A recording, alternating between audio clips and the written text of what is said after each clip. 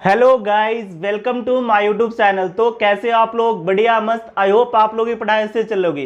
तो आज जो हम लोग टॉपिक डिस्कस करने वाले हैं, comparison of EMF of two cells using potentiometer. ठीक है, पोटेंशियोमीटर के हेल्प से हम लोग क्या दो सेल के ईएमएफ को कंपैरिजन कराने वाले हैं। ठीक है, तो इससे पहले प्रीवियस लेक्चर में पोटेंशियोमीटर के हम लोगों ने क्या डिस्कस कर लिया था, किस तरीके से किसी गिवन सेल का ईएमएफ फाइंड आउट कर सकते हैं।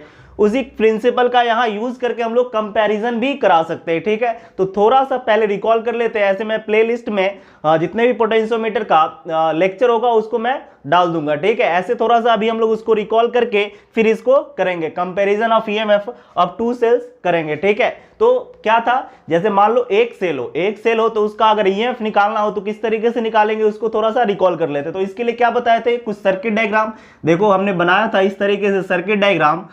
इसमें कितने थे, दो सर्किट थे, एक तो प्राइमरी सर्किट, दूसरा क्या था, सेकेंडरी सर्किट। इस तरीके से, ठीक है, इसको क्या बोल दिए थे, प्राइमरी सर्किट बोला गया था, याद होगा तो। ठीक है, थोड़ा जल्दी जल्दी रिकॉल कर लेते हैं।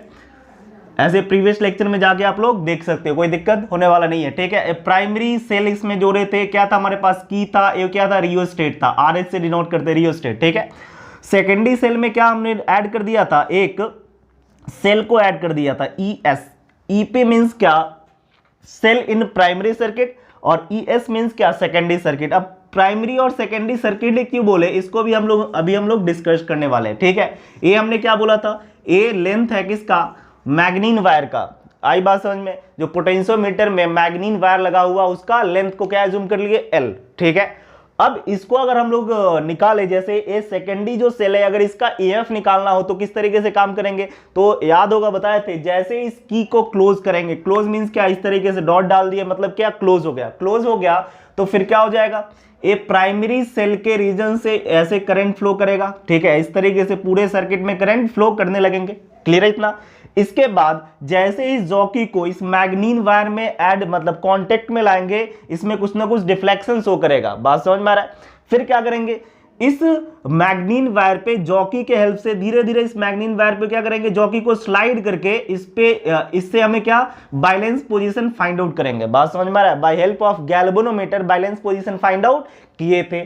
ठीक है, तो जब बैलेंस पोजीशन होगा इट मींस क्या, गैल्वेनोमीटर में कोई डिफ्लेक्शन नहीं होगा, मींस क्या कि इलेक्ट्रिक करंट जो होगा यहां से जीरो फ्लो होगा दूसरे वाले सर्किट में। बात समझ में आ रहा है। मतलब कि इस वाले सर्किट में इलेक्ट्रिक करंट ऐसे फ्लो हो रहा है, और दूसरे वाले सर्किट में जो फ्लो हो रहा था इस तरीके से प्राइमरी से सेकेंडरी में पहले जा रहा था, जैसे यहां पे कांटेक्ट में लाए थे तो इसमें डिफ्लेक्शन आया था। इट मींस क्या, कुछ करंट प्राइमरी से सेकेंडरी में जा रहा होगा और सेकेंडरी सेल के कारण से भी प्राइमरी में जा रहेंगे। जब हम लोग बैलेंस पोजीशन फाइंड आउट कर लिए, इस कंडीशन में हम लोगों को क्या होगा कि ना ही सेकेंडरी सेल से प्राइमरी में करंट जाएगा और ना ही प्राइमरी से सेकेंडरी में आएगा, क्योंकि जो कनेक्ट करने वाला था प्राइमरी और सेकेंडरी को उसमें करंट क्या आ रहा है, जीरो आ रहा है। इट मींस प्राइमरी सर्किट और सेकेंडरी सर्किट एक दूसरे से आइसोलेट हो गया। क्लियर है इतना। तो अब देखो ये हमारे पास क्या है, क्लोज सर्किट बना रहा है। जो हमारे पास बताया था मैंने प्रीवियस लेक्चर में, इसको क्या बोल दिए थे, प्राइमरी सर्किट बोल दिए थे, और नीचे वाला क्या था हमारे पास, सेकेंडरी सर्किट। याद होगा तो। ठीक है, थोड़ा रिकॉल करके फिर हम लोग अपने टॉपिक पे आते हैं, क्योंकि ये इंपॉर्टेंट है। एक कंसेप्ट समझ में आ गया तो इसमें कोई दिक्कत होने वाला नहीं है। ठीक है, तो ये हमने क्या बोला था, सेकेंडरी सर्किट। क्लियर है इतना। अब देखो सेकेंडरी सर्किट हो गया, अब क्या है हमारे पास, ऐसे करंट फ्लो हो रहा है इसमें प्राइमरी सर्किट में, तो एक क्लोज सर्किट की तरह काम करेगा कि नहीं करेगा, कैसा है, क्लोज सर्किट। जैसे चलो इस तरीके से करंट फ्लो के यहां तक पहुंच जा रहे हैं, तो ये क्या है, क्लोज सर्किट। तो क्लोज सर्किट में नेट आउटपुट जो हम लोग लिखते हैं, क्या लिखते हैं, पोटेंशियल डिफरेंस। नेट आउटपुट किसके इक्वल आता है, पोटेंशियल डिफरेंस के इक्वल आता है। ठीक है, तो अगर हम लोग ये लोअर टर्मिनल है तो यहां का अगर पोटेंशियल हमने मान लिया जीरो, तो ये क्या हो जाएगा, वी। क्योंकि ईएमएफ से आउटपुट जो आता है क्या लिखते हैं हम लोग, पोटेंशियल डिफरेंस लिखते हैं सेल का। समझ में आ रहा है। ठीक है, सेल के रीजन से आउटपुट जो आता है पोटेंशियल, ये स्टडी किए होगे आप लोग, सेल जब स्टडी पढ़े होगे तो वहां पे पोटेंशियल और ईएमएफ दोनों क्या होते हैं, अलग अलग टर्म्स होता है। ठीक है, तो ये हमने जीरो मान लिया, इस टर्मिनल को क्या आ गया, वी। तो देखो यहां तक क्या पहुंच गया, इस वायर के जीरो, और यहां तक वी पहुंच गया। इस वायर का लेंथ एल है, तो हम लोगों ने इस तरीके से लिखा था, एल लेंथ पे कितना पोटेंशियल है, v माइनस जीरो मीन्स क्या, v माइनस जीरो एल पे डिस्ट्रीब्यूट है, तो क्या लिख लेंगे, v माइनस जीरो मीन्स क्या, v। तो यूनिट पे क्या लिखे थे, याद होगा कितना, v बाई एल। बात समझ में आ रहा है। Equation number first. सिमिलरली हम लोगों ने एट बैलेंस पोजीशन की बात किए थे, ठीक है, सिमिलरली एट बैलेंस पोजीशन की बात किए थे तो कितना आया था, देखो बैलेंस पोजीशन पे अगर ए टर्मिनल 0 हो गया तो ये कितना हो जाएगा ES, तो यहां तक क्या पहुंच जाएगा 0 और यहां क्या पहुंच गया ES। बात समझ में आया? तो A इसको हमने माना था, इसको क्या B, यहां से क्या C पॉइंट पे हमने मान लिया कि बैलेंस पोजीशन आया, तो देखो इस वाले C पॉइंट का पोटेंशियल क्या है 0 और A टर्मिनल पे क्या आ गया ES। अब ध्यान से देखो इसमें करंट तो जीरो फ्लो हो रहा है, इसमें करंट जीरो फ्लो हो रहा है, इट मींस क्या है ओपन सर्किट की तरह काम करेगा। तो ओपन सर्किट में हम लोग क्या लिखते थे EMF, आउटपुट किसके इक्वल होगा EMF। क्लोज सर्किट में क्या होता है पोटेंशियल डिफरेंस के इक्वल आता है आउटपुट, और क्लोज सर्किट में किसके इक्वल आता है EMF के। तो हमने लिखा था इस तरीके से L1 लेंथ पे EMF कितना है ES। अब बात समझ में आ रहा है? तो यूनिट पे कितना हो जाएगा देखो ES बाई L1, ठीक है, इक्वेशन नंबर सेकंड। तो देखो यूनिट है तो इसको हम लोग लिख सकते थे V बाई L, ठीक है, यहां लिख लिए ऊपर, देखो इसको क्या लिख सकते हैं, देखो ES by L1 equal to हो जाएगा V बाई L, तो ES जो हो जाएगा V by L into L1। तो यही कंसेप्ट का अभी हम लोग यूज करने वाले हैं। तो कभी भी सेकेंडरी सर्किट में EMF लगा हुआ हो उसको मेजरमेंट करना है तो क्या हमें V बाई L मींस क्या है पोटेंशियल ग्रेडियंट होता है। V बाई L क्या होता है पोटेंशियल ग्रेडियंट इनटू L1 जो बैलेंस पोजीशन आया, देखो V बाई L तो ये B तो पता ही रहेगा, आउटपुट क्या मतलब इनपुट हम लोग क्या प्रोवाइड कर रहे हैं प्राइमरी सर्किट में पता रहेगा। लेंथ जो होता है जनरली कितना होता है पोटेंशियोमीटर के जो वायर लगे होते हैं पोटेंशियोमीटर में उसका लेंथ जनरली होता है 10 मीटर। बात समझ में आया? तो 10 मीटर लग लेंगे और बैलेंस पोजीशन यहाँ स्केल लगे होते हैं उसके हेल्प से बैलेंस पोजीशन कहाँ पे आ रहे हो लिख लेंगे तो सेकेंडरी सेल का EMF पता चल जाएगा। बात समझ में आ रहा है? तो ये चीजें हम लोगों ने प्रीवियस लेक्चर में डिस्कस कर लिया था, उसी को थोड़ा सा अभी रिकॉल कर रहे हैं क्योंकि ये रिजल्ट का हमें यूज पड़ेगा, आप लोगों को समझ में भी तो आना चाहिए, इसलिए थोड़ा सा रिकॉल कर लिए। अब हमें क्या करना है कंपेरिजन कराना है EMF ऑफ टू सेल्स का। बात समझ में आ रहा है? दो सेल के EMF को कंपैरिजन करा देना है। तो फिर कैसे करेंगे? तो देखो जितने भी एक्सपेरिमेंट है किसमें पोटेंशियोमीटर का जितने भी एक्सपेरिमेंट है सब में प्राइमरी सर्किट में कोई चेंज होने वाला नहीं है, ओनली सेकेंडरी सर्किट में अकॉर्डिंग टू रिक्वायरमेंट हम लोग चेंज करेंगे, उसके अकॉर्डिंग हम लोग रिजल्ट राइट डाउन कर लेंगे। क्लियर है इतना? तो देखो क्या करना है, हमें दो सेल का कंपैरिजन कराना है तो इसके लिए क्या सबसे पहले सर्किट डायग्राम बनाना पड़ेगा। क्या करना पड़ेगा? सर्किट डायग्राम बनाना पड़ेगा। तो देखो सर्किट डायग्राम कैसे बनाएंगे, तो जैसे अभी हमने बताया कि प्राइमरी सर्किट में कोई चेंज नहीं होगा तो प्राइमरी तो ऐसे ही बनाएंगे कोई दिक्कत नहीं। सेकेंडरी सर्किट में हमें क्या दो सेल्स लगाने पड़ेंगे क्योंकि दो सेल का कंपैरिजन ही तो है। तो फिर कैसे करेंगे? देखो सिंपल इस तरीके से प्राइमरी सर्किट में क्या क्या ऐड करना है हमें, अभी जैसे बताए थे प्राइमरी सेल, फिर क्या करेंगे की ऐड कर दिए, फिर यहाँ पे क्या लगा दिए रियोस्टेट, ठीक है, एक क्या हमारे पास रियोस्टेट। क्लियर इतना? ए हमने क्या लगा दिया मैग्नीन का वायर, क्या हमारे पास मैग्नीन का वायर जो 10 लाइन होता है, इच का लेंथ कितना होता है 1 सेंटीमीटर, 10 का कितना होगा 10 सेंटीमीटर, 10 लाइंस होते हैं इस तरीके से पोटेंशियोमीटर में, लेकिन एक ही दिखाते हैं क्योंकि सब किसमें होता है सीरीज में, और यहाँ 10 दिखा देंगे तो हौच पौच हो जाएगा, परेशानी होगा, ठीक है, इसलिए एक लाइन से दिखा दिए।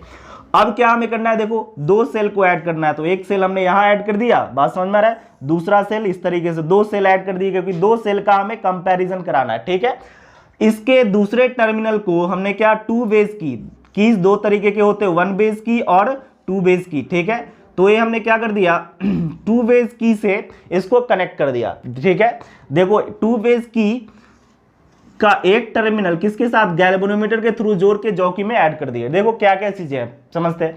ए हमने क्या माना प्राइमरी सेल, क्या हमारे पास प्राइमरी सेल, एक क्या है की, एक क्या हमारे पास रियोस्टेट मतलब RH से रिप्रेजेंट करते हैं, ठीक है। अब देखो ए सेकेंडरी सर्किट में सेकेंडरी सेल देखे थे तो दो दो सेल है तो ES1 लिख लिए, दूसरे सेल के लिए क्या कर दिए ES2 लिख लिए। ए हमारे पास ए पॉइंट है और ए बी है, ए बी के बीच में मैग्नीन का वायर लगा हुआ है, ठीक है। एक बैलेंस पोजीशन हमने मान लिया सी पे आया जिसका लेंथ कितना है L1। क्लियर है? अभी समझाते सब चीज, ठीक है। देखो टू बेस की कब यूज करते हैं, वन बेस की कब यूज करते हैं, जब सिंगल लाइन हो, इसी को ऑन ऑफ करना है तो कर लेंगे, लेकिन दो दो हमारे पास है, दो दो कंपोनेंट है, अगर हमें जरूरत पड़े कि ये दोनों को ऑन करना है और इसको ऑफ करे तो टू बेस की का यूज कर लेते हैं कि इसमें अगर हम लोग की लगा दिए, एक्चुअल में इसमें कितने होते हैं टू बेस की में 3 स्क्रू होते हैं, 1 2 3 3 स्क्रू होते हैं और 2 कीज होते हैं, इसके अंदर ऐसे लगा देंगे तो एक्चुअल में क्या होता है, कीज कंडक्टर होता है, जैसे इसमें लगाएंगे तो ये दोनों एक दूसरे से कनेक्ट में हो जाएगा, ठीक है। फिर ये दोनों जब हमें इस वाले कीज को निकाल के यहां लगा देंगे तो ये ओपन हो जाएगा, एक क्लोज हो जाएगा। बात समझ में आ रहा है? दो यहाँ पे सर्किट है, तो एक को ओपन रखना और दूसरे को क्लोज रखना है, फिर दूसरे को ओपन और पहले को क्लोज कर देना है। तो हम लोग इस तरीके से टू बेस की का यूज करते हैं। इस वाले की मतलब जो स्क्रू है इसको हमने मान लिया x, इसको मान लिया y और इस वाले स्क्रू को z मान लिया। क्लियर है इतना, कोई दिक्कत? ठीक है। अब क्या करेंगे, तो फर्स्ट क्या काम करना है फर्स्ट क्या काम करना है, की के को क्लोज कर देना है। की के को जैसे ही क्लोज करेंगे इसके बाद टर्मिनल x को y के साथ कनेक्ट कर दो, ठीक है। फिर क्या करेंगे, बाय हेल्प ऑफ जॉकी यहां पे स्लाइड करके बैलेंस पोजीशन फाइंड आउट कर लेंगे। क्लियर है इतना? फिर से सुनो, क्या करना है हमें, फर्स्ट के की को क्लोज कर देना है, इसके बाद क्या करना है, टर्मिनल x और y को एक दूसरे से कनेक्ट कर देना है। कनेक्ट करने के बाद जैसे ही जॉकी इस पे कांटेक्ट में लाएंगे, और याद होगा हमने बताया था कि जितने भी हायर टर्मिनल्स हो या फिर पॉजिटिव टर्मिनल होगा उसको एक कॉमन पॉइंट पे कांटेक्ट में लाएंगे, ठीक है। तो देखो इसका पॉजिटिव, इसका पॉजिटिव, इसका पॉजिटिव एक ही कॉमन पॉइंट पे ए पे है कि नहीं, बात समझ में आ रहा है? तो हमेशा जो हायर पोटेंशियल होता है उधर से ही हम लोग रीडिंग मतलब इट मींस क्या, बैलेंस पोजीशन फाइंड आउट करना स्टार्ट करते हैं। तो यहां से धीरे धीरे स्लाइड करके मान लिया कि L1 डिस्टेंस पे हमें यहां से L1 डिस्टेंस पे एक पॉइंट C है जहां पे हमें बैलेंस पोजीशन मिला जब हमने क्या किया, x को y के साथ कांटेक्ट में लेके आए। सपोज ये डायग्राम बना लो, मान लिया कि इसको इसके साथ कनेक्ट कर दिया, किसके थ्रू, हमने क्या की लगा दिया, की लगाने से एक्स वाई कनेक्ट में मतलब कनेक्ट हो गया, ठीक है, कनेक्ट हो गए। फिर हमें क्या, इस पे स्लाइड करके बैलेंस पोजीशन ढूंढ लिया। तो अब क्या कहानी बना, देखो ए तो ओपन रखना है, वाई जेड को क्या रखेंगे, ओपन रखेंगे। तो इस वाले सेल से कोई मतलब है क्या, नहीं है। बात समझ में आ रहा है? इस वाले सेल से कोई मतलब नहीं है। तो अभी हमने बताया था कि मान लो अगर ऐसा कंडीशन आया, तो अभी वाला कंडीशन था कि नहीं, जो प्रीवियस ए ई एस जो लिखे थे V/L × L1 हो जाएगा कि नहीं हो जाएगा। फिर से समझो, जैसे देखो इसको अभी भूल जाओ, यहां अगर ओपन रखे, वाई जेड के बीच में कोई की नहीं लगाए तो ओपन है, तो इस वाले सेल से कोई मतलब है क्या, नहीं है, कोई मतलब नहीं है। क्लियर है इतना? बस किससे मतलब है, ऊपर वाले ES1 से मतलब है। तो ES1 का जो बैलेंस पोजीशन आया L1, तो according to formula A ES1 का V/L × L1 लिख सकते कि नहीं लिख सकते। क्लियर है इतना? तो ये क्या, पहले क्या किए, फर्स्ट यहां हम लोग लिखते हैं फर्स्ट की K1 की K, ठीक है, इज क्लोज्ड एंड टर्मिनल किसको, X कनेक्टेड विद किससे कर दिए, Y। Then find out balance position. इसके बाद क्या ढूंढेंगे हम लोग, balance position. Then find out balance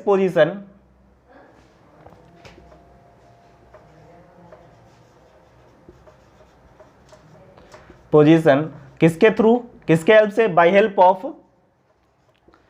किसके हेल्प से ढूंढे, G and J। G means क्या, गैल्वेनोमीटर, और J मींस क्या, जॉकी। बात समझ में आ रहा है? ये हमारे पास जो एक्सपेरिमेंट परफॉर्म कर रहे हैं इसका सर्किट डायग्राम है। बात समझ में आ रहा है? क्या हमारे पास सर्किट डायग्राम है। विदाउट सर्किट डायग्राम कोई एक्सपेरिमेंट परफॉर्म कर ही नहीं सकते। तो सर्किट डायग्राम इस तरीके से हम लोग बनाएंगे, ठीक है। क्या हमारे पास सर्किट डायग्राम है। सर्किट डायग्राम में कुछ नहीं, सिंपली क्या है कि ये जो हमारे पास है प्राइमरी सेल की के और रियल स्टेट को क्या सीरीज में ऐड करके ए बी टर्मिनल के बीच ऐड कर दिया गया, ठीक है। दो हमारे पास सेल्स है, इसका पॉजिटिव टर्मिनल ए पॉइंट से कांटेक्ट किया गया और दूसरा नेगेटिव टर्मिनल टू वेज की के, ये क्या हमारे पास देखो टू वेज की है, क्या हमारे पास टू वेज की, अभी जस्ट हम लोगों ने डिस्कस किया था, टू वेज की है, ठीक है। टू बेस की के दो स्क्रू से ऐड कर दिया गया है। तीसरे स्क्रू के साथ गैल्वेनोमीटर को ऐड करके गैल्वेनोमीटर का वन टर्मिनल इसके थर्ड स्क्रू से ऐड करके और दूसरा टर्मिनल जॉकी में ऐड कर दिया, ठीक है। इसके बाद हम लोग क्या वर्किंग अगर देखें तो फर्स्ट क्या करेंगे, ये हमारे पास क्या है, देखो वर्किंग है, क्या हमारे पास वर्किंग है, ठीक है। ये अगर वर्किंग देखें, वर्किंग की बात करें, ठीक है, वर्किंग की बात करें तो इतना कुछ हम लोगों को करना पड़ेगा। क्लियर है इतना? तो देखो वर्किंग इस तरीके से किए, क्या किए कि फर्स्ट K को क्लोज कर दिए, इसके बाद X को Y के साथ कांटेक्ट में लेके आए, कनेक्ट कर दिए। क्लियर है, दो टर्मिनल X और Y को क्या कर दिए, अटैच कर दिए। इसके बाद क्या, G और J के हेल्प से हम लोगों ने क्या बैलेंस पोजीशन ढूंढा। तो अकॉर्डिंग टू ES मतलब सेकेंडरी सेल का अगर EMF निकालना होगा तो क्या लिख सकते हैं, क्या लिख सकते हैं, देखो ES1 जो हो जाएगा सिंपली, देन लिख सकते हैं, कितना लिख सकते हैं, देखो ES1 इक्वल टू क्या लिख सकते हैं, V/L into L1, equation number first. बात समझ में आया क्या? इसीलिए पहला थोड़ा सा रिकॉल करवा दिए, एक सेल का अगर EMF निकालना है तो सिंपली देखो एक ही सेल तो हुआ, इसको अभी ओपन रखेंगे तो इस वाले से कोई मतलब नहीं है, तो सिंपली क्या लिख सकते हैं, देखो ES1 और जो बैलेंस पोजीशन आया वो राइट डाउन कर लेंगे। क्लियर है, इतना कोई दिक्कत कोई परेशानी? अब देखो क्या करेंगे, इसके आगे क्या करने वाले हैं, अब क्या करेंगे, X और Y को टर्मिनेट कर देना है। टर्मिनेट मींस क्या, डिस्कनेक्ट कर देना है। ठीक है, इसको डिस्कनेक्ट करके, इसको क्या कर देंगे, डिस्कनेक्ट करके हम लोग क्या करने वाले हैं, Y को Z के साथ कनेक्ट कर दिया। ऐसे मान लो इसमें की लगा दिए, वहां पे की लगा रहता है, एक्सपेरिमेंट जब परफॉर्म करोगे तो इसमें की ऐसे इस तरीके से लगा देंगे और इससे की निकाल के यहां लगा दो। ठीक है, लगा दिए तो ओपन हो गया है, क्लोज हो गया। अब देखो इस वाले सेल से इस वाले सेल का कोई मतलब नहीं है, ES1 सेल वाले का कोई मतलब नहीं है। अब किसके रीजन से आएगा, ओनली ES2 के रीजन से बैलेंस पोजीशन आने वाला है। देखो ये ओपन हो गया, ओपन हो गया तो इस सेल का कोई मतलब है क्या, नहीं है, कुछ मतलब नहीं है, तो इस सेल को भूल जाओ। अब हमें क्या बस इसके रीजन से देखना है, तो इसके रीजन से फिर यहाँ पे स्लाइड करके बैलेंस पोजीशन फाइंड आउट करेंगे। तो ऐसा हमने मान लिया कि C डैश पे, A डिस्टेंस से C डैश पे हमें बैलेंस पोजीशन इस तरीके से मिला, इसका डिस्टेंस हमने क्या मान लिया, L2। कितना मान लिया, L2। क्लियर है इतना? और जनरली दो सेल का जो कंपैरिजन करते हैं, पहला सेल क्या, एक सेल को हम लोग मानते हैं डेनियल सेल। जब एक्सपेरिमेंट करोगे एक्चुअल में दो सेल का कंपैरिजन लिखा रहता है, तो जब हम लोग एक्सपेरिमेंट करते हैं तो एक डेनियल सेल ले लेते हैं, दूसरा क्या लिखते हैं, लेक्लांचे सेल। बात समझ में आ रहा है? दूसरा क्या होता है, लेक्लांचे सेल। ठीक है, लेक्लांचे सेल होता है। ठीक है, तो दो सेल्स होते हैं जिसका हमें कंपैरिजन कराते हैं, हमें तो बस EMF से मतलब है। क्लियर है इतना? तो ये डेनियल एंड लेक्लांचो सेल। अब क्या करेंगे, ठीक है, देन टर्मिनल, इसके बाद क्या करने वाले हैं, terminal X and Y terminated. ठीक है, जो कनेक्ट किए हुए थे उसको क्या कर देंगे, टर्मिनेटेड कर देंगे, टर्मिनेट कर देंगे। ठीक है, हटा देंगे। देन टर्मिनल Y, टर्मिनल, ठीक है, then Y terminal Y connected with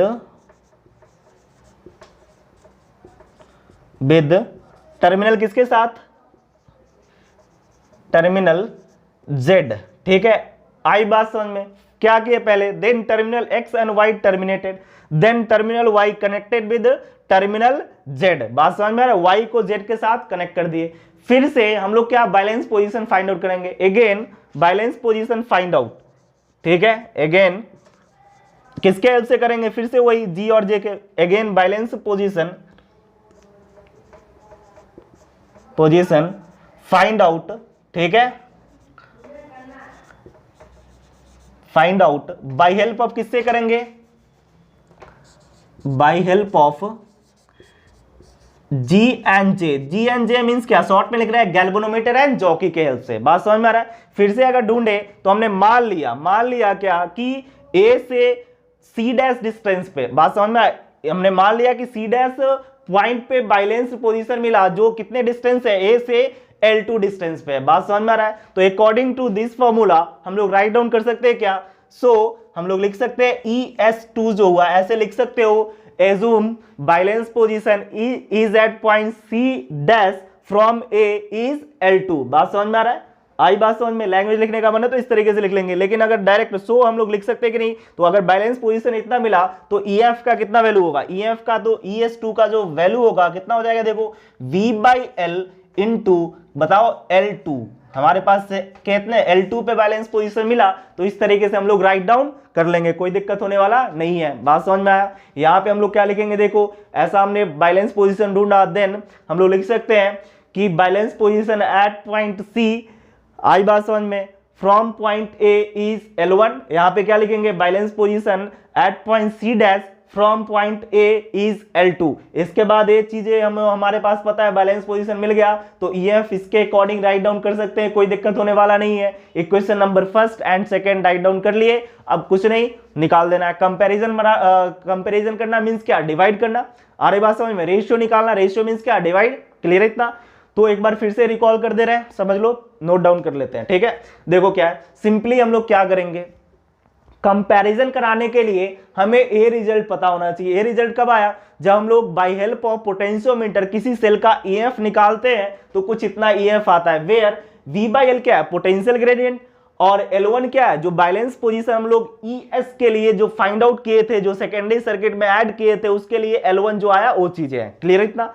अब इसी कंसेप्ट का यूज करके हम लोग दो सेल का कंपैरिजन करा सकते हैं। तो सर्किट डायग्राम कुछ इस तरीके से हम लोग बनाते हैं, सर्किट डायग्राम कुछ इस तरीके से बना लिए। ठीक है, अब सर्किट डायग्राम में क्या, EP, K और रियोस्टेट सीरीज में ऐड करके AB टर्मिनल के बीच में ऐड कर दिया। AB टर्मिनल मींस क्या, दो टर्मिनल जो होगा पोटेंशियोमीटर के, उसके बीच में हमने इतना कुछ ऐड कर दिया। इसको प्राइमरी सर्किट क्यों बोलेंगे, क्योंकि हमने अभी डिस्कस कर लिया था कि इन पोटेंशियोमीटर सर्किट दो भागों में डिवाइड हो जाता है, मतलब एक दूसरे से आइसोलेट हो जाता है, एक को दूसरे से मतलब नहीं रहेगा, दूसरे को पहले से कोई मतलब नहीं होने वाला, इसीलिए दो सर्किट हमने नाम रख लिया, primary and secondary circuit. Clear इतना?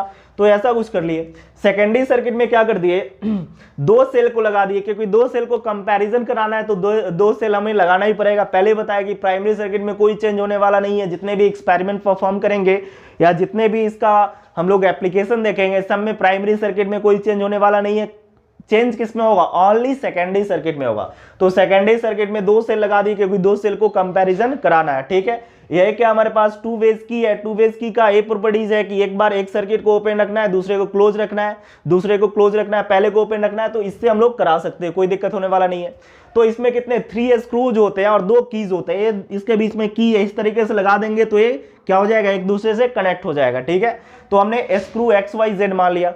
फिर इसके पॉजिटिव टर्मिनल को, ये जो दोनों सेल्स है उसके पॉजिटिव टर्मिनल को एक कॉमन पॉइंट A से कनेक्ट कर दिया और दूसरे को X एंड Z से कनेक्ट कर दिए। तीसरा स्क्रू किससे, गैल्वेनोमीटर से ऐड करके, गैल्वेनोमीटर के वन टर्मिनल से ऐड करके गैल्वेनोमीटर का दूसरा टर्मिनल जॉकी में ऐड कर दिया। जॉकी क्या करता है, उसके हेल्प से, जॉकी के हेल्प से हम लोग बैलेंस पोजीशन गिवन सर्किट में फाइंड आउट करते हैं। क्लियर इतना? इसके बाद वर्किंग में क्या करना है, वर्किंग में सिंपली ये वर्किंग नीचे की तरफ, ये वर्किंग जो देख रहे हैं इसमें क्या करना है, फर्स्ट की K को क्लोज करके X और Y टर्मिनल को एक दूसरे के साथ कनेक्ट कर देंगे। ठीक है, कनेक्ट करने के बाद by help of jockey, jockey को कहां, A पॉइंट पे रखना है, जो हायर टर्मिनल होगा वहां पे रख के धीरे धीरे धीरे धीरे स्लाइड करें। ठीक है, तो एज्यूम कर लिए, माना कि हमारे पास C पे, C जो एक पॉइंट है वहां पे बैलेंस पोजीशन आ गया। इट मींस क्या, इससे IG का वैल्यू क्या आ गया, IG का वैल्यू इससे 0 दिखा रहा है, मतलब नो डिफ्लेक्शन। बात समझ में आ रहा है? नेट करंट मतलब इससे 0 आएगा, मतलब गैल्वेनोमीटर में no deflection. No deflection means क्या, बैलेंस पोजीशन मिल गया।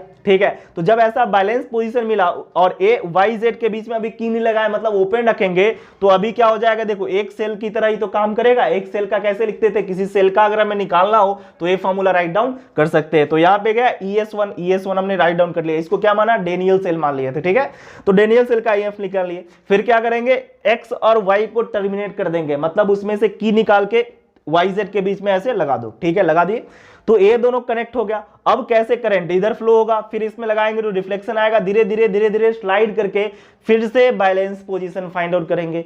तो मान लिया कि C डैश पे, कहां पे, C डैश पे बैलेंस पोजीशन मिला, जिसका डिस्टेंस A से L2 है। ठीक है, तो अब देखो इससे कोई मतलब नहीं, क्योंकि ओपन सर्किट हो गया, तो इस वाले से कोई मतलब नहीं है। यहाँ पे ओपन हो गया तो इससे तो कोई इधर कोई मतलब ही नहीं है। तो ओनली ES2 के रीजन से बैलेंस पोजीशन आया, तो ES2 का हम लोग फिर से लिख सकते हैं अकॉर्डिंग टू दिस फॉर्मूला, इतना कुछ राइट डाउन कर सकते हैं, ES2 V/L into L2। Equation number second. ठीक है, अब इक्वेशन नंबर फर्स्ट सेकंड हो गया, तो अब तो बस काम आसान है, कंपैरिजन ही तो कराना है। कंपैरिजन मींस क्या, रेशियो, तो रेशियो निकाल देंगे, काम खत्म होने वाला है। ठीक है, तो ये इसको मिटाते हैं मिटा दे। ठीक है, डायग्राम मिटा देते। अब देखो इक्वेशन फर्स्ट और सेकंड को क्या कर लेंगे हम लोग, सिंपली डिवाइड कर लेंगे, बहुत आसान है। वो कंसेप्ट समझ में आ गया, हमने बता दिया था प्रीवियस लेक्चर के पोटेंशियोमीटर होता क्या है, इसके बाद पोटेंशियोमीटर के हेल्प से किस तरीके से किसी सेल का EF निकाल सकते हैं। तो इस तरह ऐसे कुछ निकाले थे, तो एक सेल का निकाली तो दो सेल को कंपैरिजन कराना है, तो उसी कंसेप्ट पे हो जाएंगे। ठीक है, तो अब देखो इक्वेशन नंबर फर्स्ट को सेकंड से डिवाइड कर दिए। ठीक है, बिगेट कितना हो जाएगा, देखो ये जब डिवाइड किए तो कितना हो गया, ES1 डिवाइडेड बाई ES2 और क्या हो जाएगा, देखो V/L into L1 divided by फिर से V/L इंटू L2। क्लियर है, ये दोनों गया तो क्या आ गया हमारे पास, कंपेरिजन ES1 कंपेरिजन आ गया ES1/ES2 L1/L2। क्लियर है, इतना कोई दिक्कत, रेशियो अब पता चल गया, बात समझ में आ रहा है। तो अगर कंडीशंस की बात करें, देखो इधर वाला हो गया, मिटा दे, मिटाए, ठीक है मिटाते। अब देखो कंपैरिजन कैसे करेंगे कि कौन सा सेल ज्यादा ईएमएफ का है कौन सा कम है। तो दो रेशियो अगर पता चल जाए तुम्हें, L1/L2 जो बैलेंस पोजीशन हम लोगों ने निकाला था वो अगर पता चल गया तो बहुत आसानी से हो जाएगा। इफ केस फर्स्ट, अगर देखो अगर केस बना दे तो केस फर्स्ट की बात करें, ठीक है, इफ L1/L2 ग्रेटर देन है 1 से, बात समझ में आ रहा है, 1 से ग्रेटर देन है, देन क्या हो जाएगा बोलो, ES1 ग्रेटर होगा किससे, ES2 से। केस सेकेंड की बात करें, मतलब क्या कि ES1 का EF क्या होंगे, ग्रेटर होगा किससे, ES2 से। केस सेकेंड की बात करें तो अगर हमारे पास इफ L1/L2 लेस देन है, लेस देन 1 है, देन क्या होगा, कम होंगे, ES1 जो हो जाएगा क्या हो जाएंगे, लेस देन होगा ES2 के। तो इस तरीके से हम लोग कंपैरिजन करा सकते हैं कि कौन सा सेल का EF ज्यादा है या फिर कम है, बात समझ में आ रहा है। इस तरीके से आसानी से कंपैरिजन कराया जा सकता है कि कौन से सेल का ज्यादा है EMF और किसका कम है। क्लियर है इतना, तो इस तरीके से हम लोग दो सेल का कंपैरिजन करा सकते हैं, बहुत आसान है, ठीक है। तो आज के वीडियो में इतना ही। अगर वीडियो अच्छा लग रहा हो तो लाइक करें, शेयर करें और चैनल को सब्सक्राइब करें। Thank you.